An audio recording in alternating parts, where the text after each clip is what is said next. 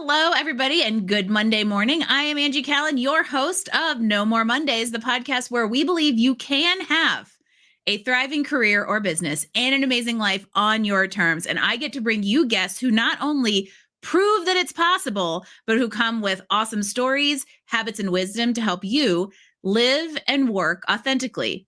Today, I am chatting with DJ Logory. Now, before you get too excited, he is not the newest breakout star on the electronic music scene, but he is that guy. So sorry, no late night remixes or rooftop sets, but we might be mixing your mindset just a little bit today. See what I did there? Remember how I said DJ is that guy? Yes, he is someone to look up to and respect, but he is also quite literally the creator of Be That Guy, a program where he coaches people, especially young men, to develop real confidence, reduce stress, and build habits that will actually last into adulthood. His approach, mental fitness meets emotional intelligence, discipline, and curiosity. All skills we should be embracing at any and every age. So whether you're a 19-year-old navigating college or a 39-year-old trying to overcome burnout and live in a new and more authentic phase, this conversation is with you. So DJ, welcome to No More Mondays. Wow, Angie, that just fired me up. That was an absolutely fantastic intro. And you're correct. I'm not a DJ from the professional standpoint, but my name is DJ. And I'm ready to dive into everything around mental fitness, emotional intelligence, discipline, consistency, all the things that I think a lot of young men wouldn't mind improving today. Well, and people of all ages too. You know, this is a podcast for kind of many ages. And what you talk about, I think is very relevant. It's funny because we had basically an entire podcast conversation before we even got here. So I think we were both just equally fired up on all these things we can talk about. But because I poked fun at the DJ thing, I got to start off and I got to hear the story. Because as I was reading into your background, I hear there is a little bit of a funny on how Dustin Logory became DJ Logory. And so we got to hear it. So my real name is Dustin Joseph Logory. And when I was younger, my father, I was trying to say Dustin, and it didn't sound that well. Like, I don't know if I had a lisp or it just wasn't coming out that great. My father was like, all right, enough with the Dustin. Let's just go to DJ. It's 2 letters and you can't really mess that up. And I was like, all right, DJ it is. And so I've just gone by DJ forever once that happened. And I think it actually has helped me because people kind of remember DJ. It's just a simpler name. It's just 2 letters. So that's kind of how it all came to. It has that guy vibe, and good on dad for a simplicity solution to a challenging problem at a young age. Yes. So let's talk about Be That Guy. You're repping the shirt. Look at, he's on brand right there for those of you that are on camera. Yes. And this is some of what we were talking about behind the scenes or in the green room, which is that kind of idea of this rom-com name, Be That Guy. You know, we kind of know what that means. You're out and about, you look across the room and you think, man, I want to be that guy. I mean, I'm a middle-aged woman and I've had that thought, right?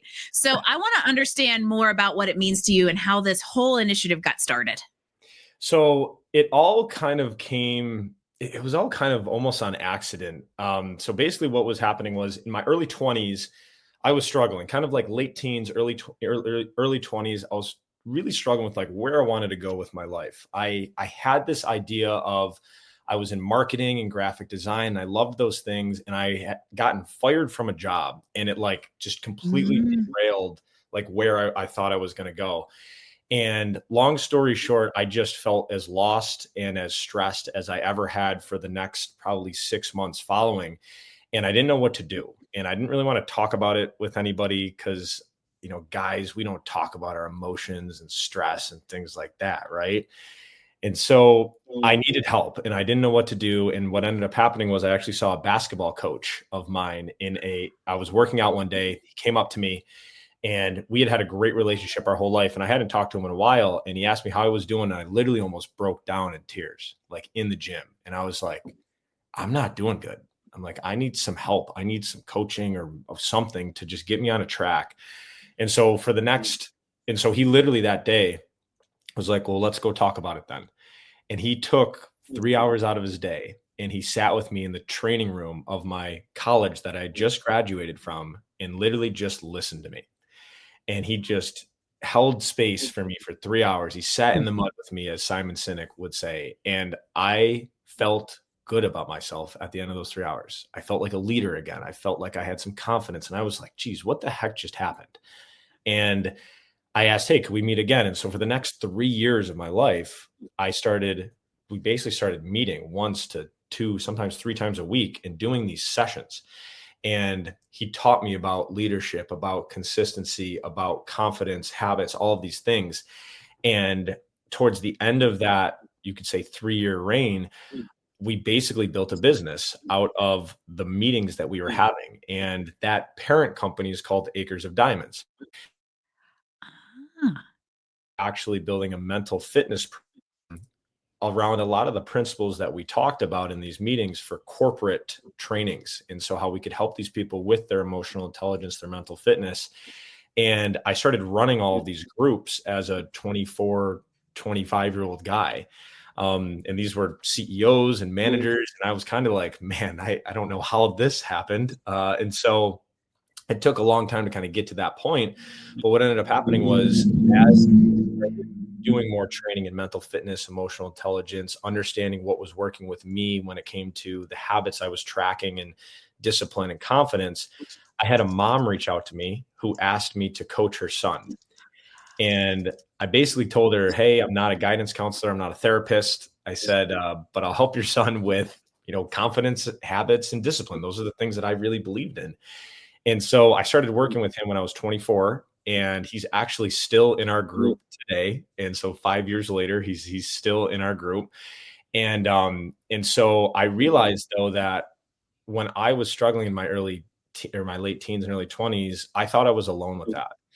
Right? I thought I was broken. I thought I was weird. I thought I was mentally soft, right? And all of these things. And you go down these really nasty rabbit holes of like doubt and self disbelief. And I didn't know what to do. And so when I started talking to this young man, I realized that, like, well, he's kind of struggling with some similar things that I was. And I'm like, I wonder if there's other guys who are struggling with this too.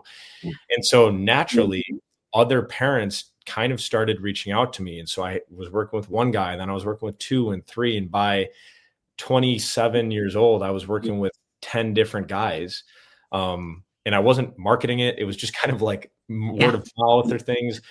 And so by the age of 27, kind of 27, 28, I had this really cool life. I was coaching guys one-on-one. I was running mental fitness, emotional intelligence course trainings for these awesome corporations. And then I had negotiated my marketing and graphic design job to remote. So I was basically doing all of this artwork and design that I loved. And so I'd created this life that I was like, this is incredible. I'm like, I literally work when I want. I don't work that much. And I'm like, and I'm making more money than I kind of know what to do with at this point. And I decided to delete all of it. I made a very intentional decision. In last year, when I was 28 years old, I said, I'm going to go all in on the guy. And it was I would recommend doing a little differently than I did. I think but that's what makes you so good at it. Cause the burn it all down helps you help others build. I'll tell you that. Ask me how I know. It was definitely a burn it all down type of thing. And I just, I was really comfortable. I was extremely comfortable, and I had moved to Tampa, and I had started to see more. I had started to see beaches and people who are in great shape and beautiful homes. And I'm like, like there's more to me. Right. And I think I just fallen a little complacent for a little while. And so I decided to make this very tough decision of basically resigning from the graphic design job and telling my co-founder, who was my basketball coach. And I said, hey, I want to give all the B2B training to this team who I was kind of training and getting them up and running. And I said, and I'm going to grow the young man coaching business. That's what I was calling it at the time. And he's like, you sure you want to do this? And I said, I have to do this. I have to do this. You have to do it. I have to do it. It's going to be scary as hell. It's going to be uncomfortable. It's going to be uncertain. I said, but this is going to make the story way cooler. And that's what I kept telling myself. And I consistently kept telling myself whenever things would get hard, whenever things would get bad, I'd say, hey, I know what it's like to look out the window for 3 hours and think, what the hell am I doing? Right. And I know what it's like to start to go into debt and start to feel pain when you buy an $8 agenda on Amazon. And you're like, oh my God, that put me $8 more in debt. It's like, that's uncomfortable. I don't like that feeling anymore. And so that was last year. And so I've grown it into, we have 20 guys in the group right now. Awesome. And so a lot of things happened when I'd made that decision. But that's essentially how it kind of came to. Love it. Well, and we're going to dig a little bit more into what's happening in this group with the guys, but you just set me up for a beautiful weaving of something I said at the very beginning of every episode, which is you can have a thriving career or business and an amazing life on your terms. But what you have to watch out for is when you hit the thriving, then you're going to be like, oh, maybe this is what I'm supposed to do. And so what DJ just explained to you is what a calling and what purpose looks like. And when you become so convicted to do it that you know you won't have a thriving life or an amazing business if you're not working exactly in it. And so in a way, you were that guy until you became the guy, right? Is a really, really interesting way to think about the journey into this. And when I want to ask you about is we were talking a little bit about this backstage, and you mentioned to me that, and I think this is where the purpose and the calling really, really gets rooted, is that you kind of opened a bigger can of worms than you expected here, right? And that you're realizing the bigger problem that now you've basically been called to address. So tell me more about that. It literally kind of gives me chills, like thinking about it, because I grew up with incredible people around me. And some of those incredible people were my friends who I'm still best friends with today. One of my best friends just got married this weekend. That's why I'm home. And so I never realized that like they always seemed like they kind of had their stuff together, right? They were athletes, right? They were pretty decent students. They were pretty decent guys. So I always thought like, all right, guys growing up can kind of figure it out, right? Like we're going to be okay. And when I decided to start going into this, I realized that wasn't necessarily the case. And I realized that there was this much larger problem here with how young men are kind of prioritizing certain things in their life, how young men are being raised or being influenced by a lot of the things that they see on social media now. I mean, I was very fortunate. I got social media when I was 20 years old, right? So I didn't have it when I was 12. I had a young man message me yesterday who was 12 years old and wanted to improve his discipline and his consistency. And I thought to myself, how did you even get? How do you know those two words? Right. I was like, how did you even know those words? How are you even on this platform? Like, oh my goodness. So 12 years old, think about it. He's being influenced by social media now. So I didn't realize that these young men were playing video games for 10 plus hours a day sometimes. I didn't realize that these young men were growing up without a strong male leader in their life. I didn't realize that these young men were growing up thinking that vaping was the cool thing to do, and it connected them with other guys and other people. That social media was their way of connecting with the world. These were all things that I never were exposed to. So once I made the decision to do this, I opened up this giant problem of oh my gosh, we really need to help these guys. It's kind of like you found the why behind what you thought you were addressing is actually a symptom, and you drilled down into kind of the why or the root cause that was creating these symptoms of lack of confidence, lack of direction. And also, just by the way, DJ, I'm going to give you a really big compliment. For everybody out there, I got to meet DJ in person. He is from the Growth Now movement. In my spree, you all have heard about the Growth Now movement if you've been listening regularly for the last about 10 weeks. And I remember when you were up on a stage in a panel, I'm like, who is this? Who is this guy who isn't 30 yet? I have and not to dog on younger people, but we don't see communication skills and poise and maturity. And you just told me one of the reasons why was because you were never impacted by social media until you were an older adult, which brings back memories for me of being the same. I was out of college when Facebook was invented. And Mm-hmm. so, I got to grow up digging in the dirt and being a normal human, and, and all the things that help create good communication skills and all those kinds of Mm-hmm. things. So I think it's really interesting on how you're putting these dots together, and also now what you're doing to help remedy it. Yeah, I was actually just having a conversation with my father before this about how I was raised, and me expressing my level of gratitude for that. Because when you're in it, you don't, like, when you're 13 years old, I don't want my dad telling me what to do, or my mom, right? And You then don't you want to be kind of, told, no, you can't have a phone, if that's what yeah, everyone else your age is having. exactly, right. And I told him, I said, listen, I said, if I ever have a child, I said, that kid's gonna hate me for like the first 13 years of his life, right? I'm like, That's like your goal. If this right, kid I'm hates me, he'll be better for it. exactly. I'm like, he's not gonna, right?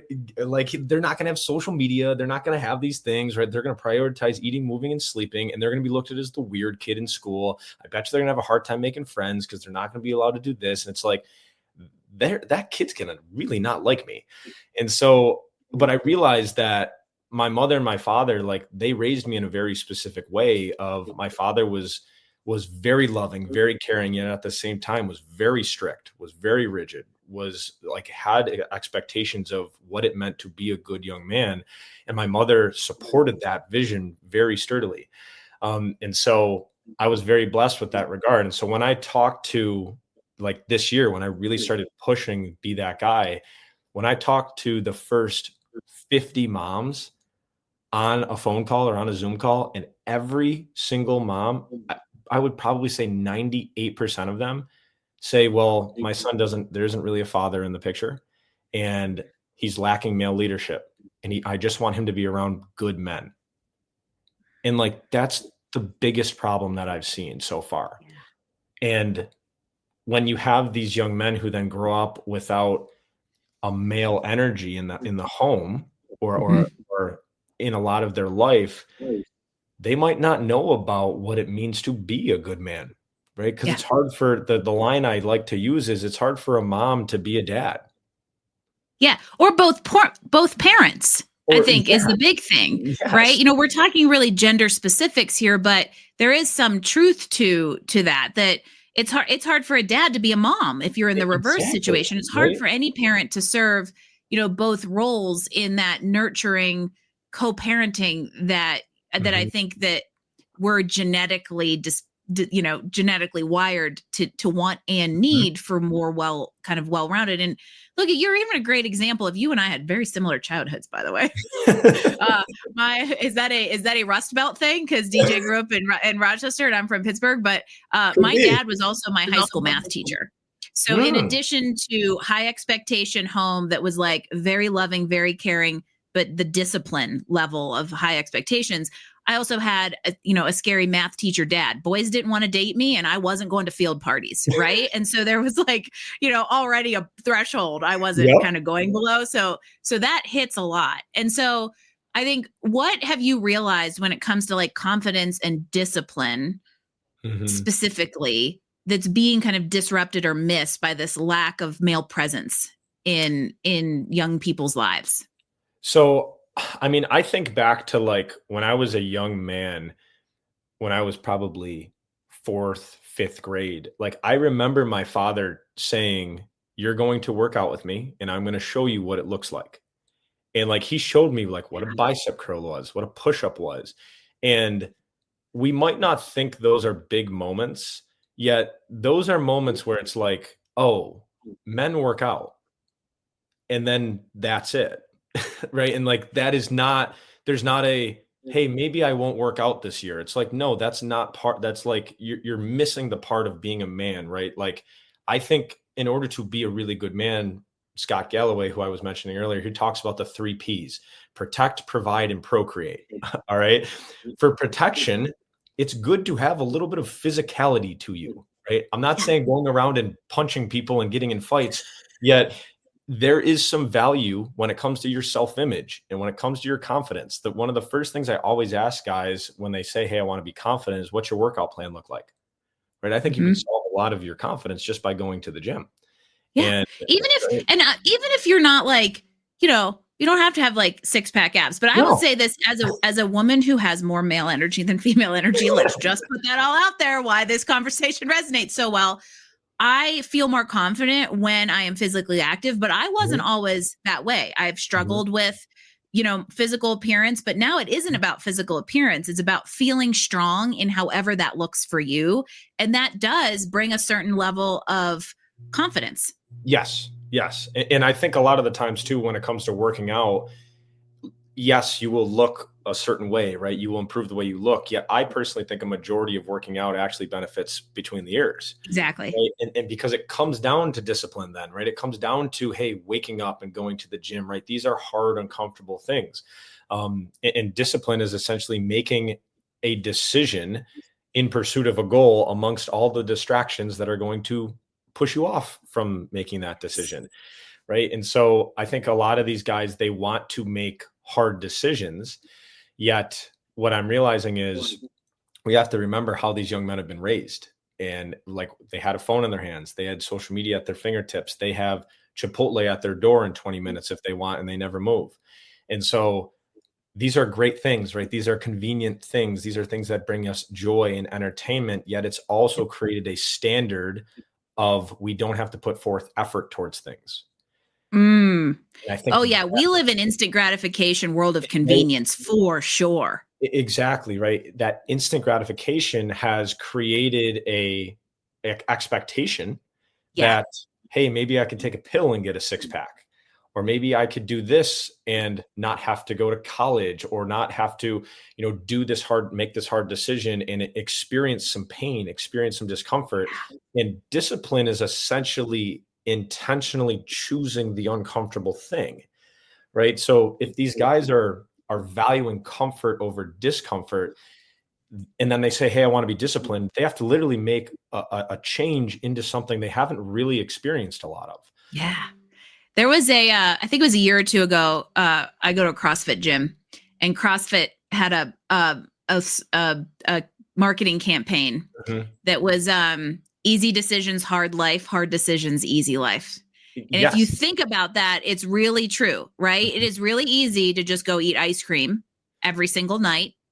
And then you're like, well, crap. Now I have to like work out harder, or I have to not feel good, or I have to deal with the health consequences of that. Very simple example.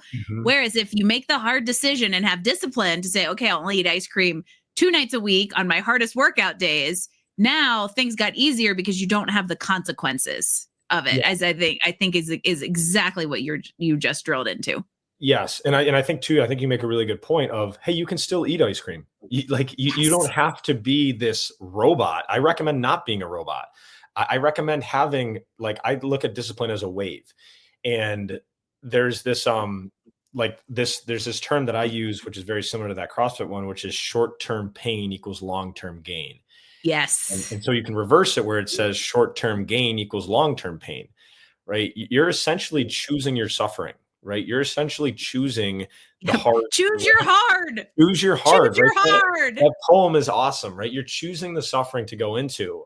Either way, we're going to experience some sort of pain, whether I eat the ice cream and then I feel fat and bloated and can't make it upstairs, or I decide not to eat the ice cream and I eat the celery stick and it tastes awful, but I'm like, hey, at least I made the right decision, right? And you gave yourself a confidence boost in the meantime. Exactly. So this is a good time for me to ask, there's a couple things floating around here I kind of want to bring together. And I like where you just left us off is the idea of confidence versus performance.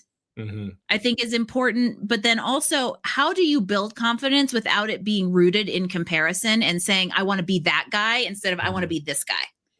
So I'm a big believer that confidence comes from evidence. And I think courage comes from no evidence. So confidence is essentially doing the thing with the evidence of a predictability of the outcome, where courage is doing the thing with zero predictability and zero evidence of how it's going to go. And so I'll often say, the example I use is if you put a target 15 yards in front of me and gave me a football and told me to hit that target with that football and asked me, all right, what's your confidence level that you could hit it? I'd say 100% confidence level. There's zero doubt that I won't miss it because I've done it 1,000 times because I played high school football and had to throw that route 100,000 times, right? So I have a lot of evidence that I can predict the outcome of this. So I'm fairly confident in it. Now, if you told me, hey, Deej, can you make this cake? I would say, I don't know. I have very low confidence that I'd be able to do that because I'd need instructions. I would need to go on Google because I've never baked a cake before, right? So I'd need a little bit of courage to do that. So I think when it comes to building confidence, one of the things that I heard Chris Williamson on the Modern Wisdom podcast say this. He was asked, what can young guys do to be more confident? And he said, follow through on your commitments. And this is the thing that actually started to save me. Oh, sorry. Someone just called my dad's office phone. I just hung up on him. I know DJ got to sit in the big chair for this podcast. It's kind of awesome. It's pretty cool. But this I love that your dad still has a landline phone in his office, by the way. Yes. Yeah. I'm sorry to whoever I just hung up on. I hope you're listening. But this was one of the things that I started to do. Okay. I'm hanging up on him again. This was one of the things that I started to do in my early 20s was I started to just track my commitments and little commitments. Like I remember I started reading 5 pages of a book and I would just check it off of a little calendar. I started tracking going to the gym. I started tracking my bedtime that I wanted to go to. And what I realized was I had to do this because I was going to forget about the progress I had made.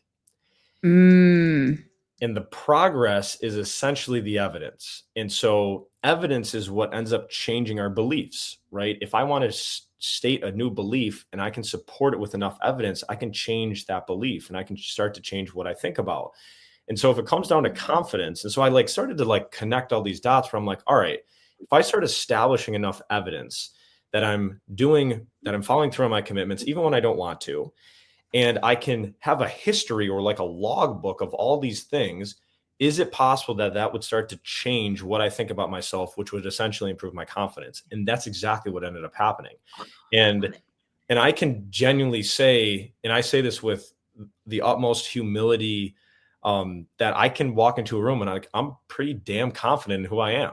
And it's that's not me being arrogant. It's I just have a ton of evidence, literally in physical forms of paper that I could just show you, or it's I haven't missed a social media post. I don't miss working out. I don't miss talking to our community. It's here's all of the proof.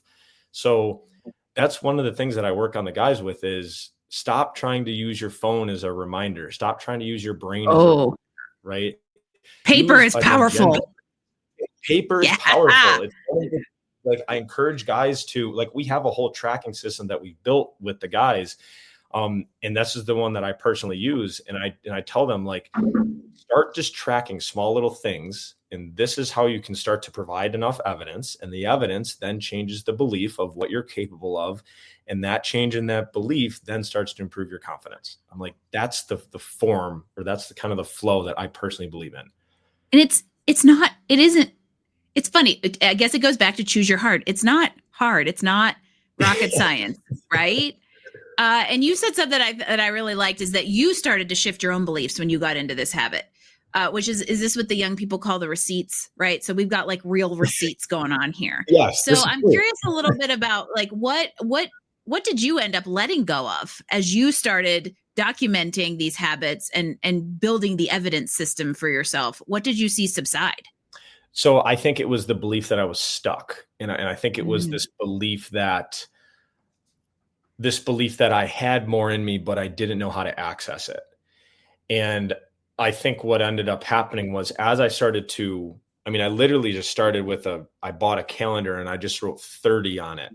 Or once I got to 30 minutes a day of reading, and I challenged myself and I said, I want to see if I can hit a year of reading every single day for 30 minutes. And I made it to 323 and I fell asleep with a book on my chest and I was mad. But what ended up happening was I had all of these calendars and these pieces of paper that were just little ticks, little X's of all these things that I said I was going to do. And it was not me telling myself that I was going to do it. It was all this proof that I'd already done it. And it showed me that I was following through on my commitments and I changed. And I was wow, I wonder how many people could also do this. right? Like, And be he this. legitimately has guys do this. I've seen pictures of them. Yeah. I saw the guy that was like 97% Yes. disciplined in his Mhm. tracking. And it is amazing how it may not, if this is like one small thing you do, you're actually not changing anything except for realizing what you're already doing. And that can be a Mhm. really, really powerful thing to then create perspective to see then maybe intentionally what I want to kind of add or change. And it's just so interesting how that can bring confidence, but then can also lead to the curiosity, right? Like now I'm confident because I can see the things I'm doing. And maybe now I can pinpoint a place where I intentionally want to be curious. Yes. And I think that's where like the curiosity becomes the what's more, right? The Yeah. curiosity is like, so like one of the things that I realized as I started with like the habit work first, and then I got into the mindset stuff, the emotional intelligence, mental fitness, I realized that I'm not going to improve a young man's grades. I'm not going to improve his athletic ability. I'm not going to improve his ability to communicate. What we're going to do is we're going to work on just the guy. And he's going to naturally become better at planning his week for school. He's going to naturally become more disciplined to his workouts and his training for athletics. He's going to naturally become a better communicator because we asked him to read The Compound Effect by Darren Hardy for the first 90 days, right? Such a So great like, read. right. So a lot of these guys will be like, I want to do this. I want to do that. I want to do that. It's like, I got the program for you. And they're like, really? You think you can help me with all these? It's like, I'm going to help you become a better you. And as you Yes. know, like, right, the rising sea kind of sets like rises all sails type of Rise thing, all boats. Yep. right? If I can help you, if I can provide the system for you to become a better guy when it comes to consistency and discipline and confidence, what do you think is going to spill over in every other area of your life? And so that was kind of the approach I took, where like I'm not trying to help these guys with their grades, their athletics, and all that. It's just going to naturally kind of become a part of the improvement. They want to be that guy until they become that guy. Then they want to be their guy. This is Exactly. I just want to keep this is I could we're gonna have to have like 3 more episodes. Okay, I love But it. I I love want to it. I really the tidbit I want to just have everybody out there lean into regardless of what age you are, because I think there's a lot we can learn about looking at young people, right? Because Mhm. we start to root ourselves in beliefs, and having that younger mindset can help. But I love this idea of where are you confident, but where can you be courageous, right? So if confidence Mhm. is doing the things that are have predictable outcomes or based on your experience, Mhm. where can you bring courage to the equation to go to that next level and start doing things even if there's no evidence? Because guess what? It might mean you'll fail. God forbid. Mhm. There's another Oh my social goodness. media thing that we've created, but I won't go into that one. That's episode 2.0. Yeah, oh yeah, I could But talk about that for a while. where could you be curious in addition to confidence? And so now I think is a great time for you to tell everybody a little bit about the program and also where we can find you and track all of your very inspiring things you're doing. I mean, like I am a middle-aged woman and even I'm like, okay, this content's great. So how do we find you and tell us a little bit more about what you're up to? So over the last probably like 3 to 4 months, I've been trying to figure out like what's the best way to really support these guys. And I've tried like one-on-ones, groups, communities, all of these different things. And I realized that kind of what I said earlier, I said, I kind of looked back to my early 20s. I'm like, what worked for me, right? What worked when I was the 19-year-old kid who felt like on the surface, he had to keep it all together, yet underneath, he was really struggling. Like, what was the things that worked? And it was genuinely just building those habits in specifically just tracking the habits. And so what I decided to do was, instead of offering these year-long memberships, these 6-month programs, I said, before your son gets into any of our level 2 or level 3 type of work, level 1 is a 12-week discipline and confidence program. This is it. It's very simple. And Build the what foundation. build the right, my goal is I need to actually see, one, is your son actually, as a guy, are you actually really interested in becoming that guy, like being that 1% guy who is disciplined, who does want to work on his confidence, and who consistently makes those decisions over and over again. And so I built this program where I have the guys track 4 habits over a 12-week period, and we start very slow depending upon where they're at in their life. We have them track exercise, reading, a professional goal, which is essentially learn a skill or make money, and a bedtime. And you're speaking my language. Right. And so I haven't tracked those 4 things. And initially I was actually like, oh, well, obviously we have to track a diet too, right? Eating is very important. But what I've realized is the majority of these young men who are in, let's say, high school, their diet is very dependent upon their parents' diet. So it's actually something that, like, we think, yes, you have control over what you put food, the food you put in your mouth. A 14-year-old guy who doesn't have a car yet, right? That's like a very big, that's like a family thing. Right. And so, so you really distilled it down into things that they question had control over. 100% control over. You don't need a gym to work out. You can go on ChatGPT and say, here are the things that I have in my home. Build me a 12-week workout plan and have it start super easy. And if you've got 0, you still have squats, push-ups, and sit-ups, people. Got no excuse. Right? You have no excuse not to move, right? There's no excuse not to move. There's no excuse not to go to bed on time. There's no excuse not to have a project you're working on, whether it's school or acquiring a skill. And there's no excuse not to find 2 minutes out of your day, which is what I have every guy start with, to read The Compound Effect to start. That's it. Like, I love that that's the book. I love it. It's a simple book. It makes total sense. It's about doing the little things right. And this is all about doing the little things right. And that's what's going to separate you. The message I put into our community this morning was the difference between the best golfer in the world and the last golfer in the world is such a small margin. I'm like, the difference between being incredible and being good is not that much. So, like, guess what one word is in that margin? Discipline, right? It requires making hard choices, right? And it's the small little things, right? It's the mosquito versus the elephant type of mentality. So I think that's essentially what our program is. And I'm having each guy go through that first before we get into like emotional intelligence and mental fitness, because that's a little bit more thinking related. I need to first see action. Right? Confidence is built from action. You can't think yourself into confidence. Yes. We talk about that when it gets to the imposter syndrome. Action is the antidote. And so for all of the moms out there who just thought, or dads who just thought, man, I have a kiddo who needs this, or I want more of this wisdom, where do we find you?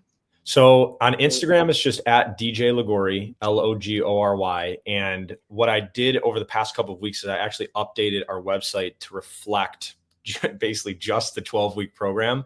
And so you could say the program page is just djlogory.com/discipline -program, which it'll be right in my Instagram bio once I'm done just kind of finishing the last couple of videos. Do you have a podcast too? We do have a podcast that's awesome. It's really cool. The name of it is amazing. It's called the Be That Guy podcast. And it's I interview guys and women in their 20s and early 30s on basically the perspectives of like what it means to be that guy. And so it's awesome. Like, we've had, so I've done a podcast for the last 4 years, and then I transitioned it into the Be That Guy podcast. And I've had a bunch of people like, dude, these episodes are so raw. They're so good. And so good. I love it. I love, it's a really cool podcast. So you can check that out anywhere you get your podcast as well. Love it. Maybe we'll talk DJ into upping the age limit by 10 years so I can yes. Just kidding. I think there's no restriction to wisdom here, right? I love it. And clearly there is no restriction to wisdom, because DJ is proof that wisdom is not necessarily age related. And I love that. Not only are you helping young people come up to this level, but being such a great example and hope from in a way for just like that there's good emotional intelligence, confidence people out there that are doing great things. And I'm so appreciative that you took the time to be here and share this with us. It's exciting what you're doing, but I love the approach and the perspective that you bring to it. And so I appreciate you sharing and just being awesome. Angie, well, thank you so much for the opportunity. Anytime I get that opportunity, I really appreciate it. So thank you. And for all of you out there, you get a challenge. What's the one small shift you could make this week? What are the 4 small habits that you could track? I like that. Right? Maybe it's a mindset. Maybe it's an actual habit. Maybe there's a conversation that you need to have. There is something that you need to do to become that version of you. And I'm going to challenge you to do it. DJ is going to go make a cake. And I mean that as a challenge. I want to see the picture on Instagram. Tag me in it.